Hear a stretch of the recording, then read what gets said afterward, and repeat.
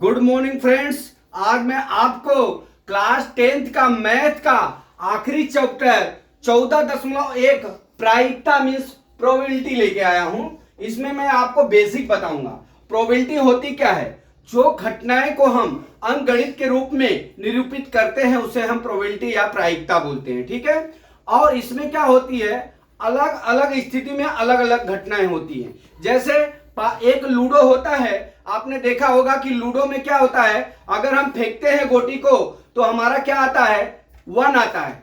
फिर फेंकते हैं तो 2 आता है, फिर फेंकते हैं तो 6 आता है, फिर फेंकते हैं तो 5 आता है। इस तरह से उसके जो है अलग अलग जो है रूप देखने को मिलता है। ठीक है।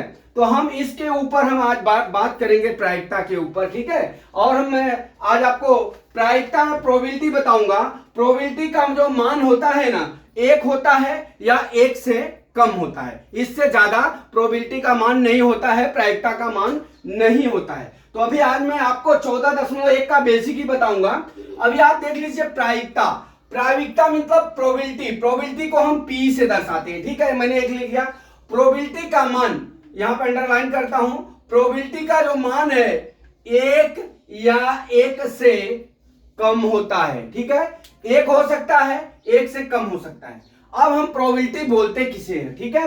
अब देख लीजिए यहां क्या मैंने प्रोबेबिलिटी लिखा है, प्रायिकता लिखा है, इसे P से दर्शाते हैं। ध्यान रखना, जब किसी घटना के संभावनाओं को अंकगणित के रूप में लिखते हैं तो उसे प्रायिकता कहते हैं। ठीक है। अब हमारा प्रायिकता बराबर क्या होता है? प्रायिकता P बराबर E के अनुकूल परिणामों की संख्या बटा प्रयोग के सभी संभव परिणामों की संख्या होती है। ठीक है।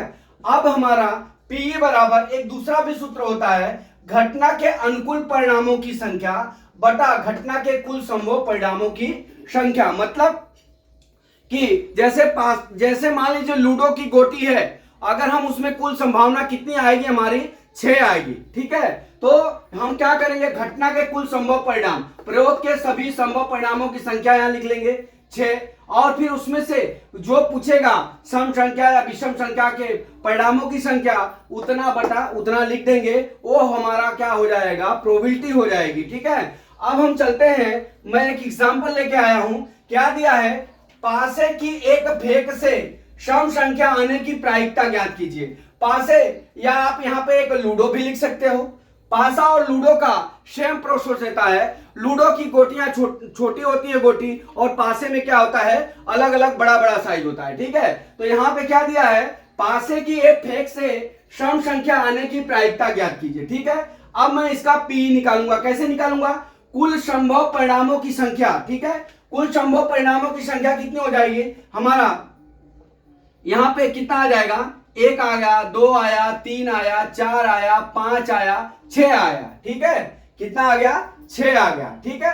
अब कुल संभव परिणामों की संख्या कितनी हो गई, हमारी 6 हो गई। ठीक है। कितना हो गया, 6 हो गया। अब उसमें क्या पूछ रहा है, सम संख्या। तो अभी आप इसमें देख लीजिए सम संख्या कौन कौन सी है। एक सम संख्या हमारा 2 आएगा, और 4 आएगा, और क्या आ जाएगा, 6 आ जाएगा। तो अब हम इसके सामने 2, 4 और 6, ये पूरे 6 परिणाम में से हमारा कितना परिणाम आएगा, 2, 4, 6 आएगा। ठीक है। तो अनुकूल परिणामों की संख्या हमारी कितनी हो गई, 1, 2, 3 हो गई। कितनी हो गई, 3 हो गई। ठीक है।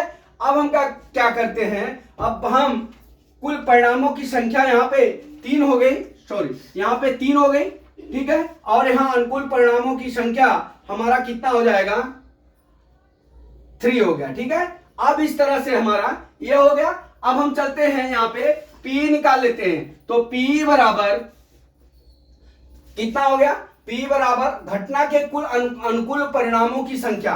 अनुकूल परिणामों की संख्या हमारा कितना हो गया, P बराबर 3 हो गया, और कुल घटना कितनी बार होगी, हमारी 6 बार होगी। कितनी बार होगी, 6 बार होगी। तो 3/6 लिख दिया हमने। अब P बराबर हमारा कितना हो जाएगा, 3 × 3 और 3 दूना 6, कितना हो गया, 1/2। 1/2 हो गया P।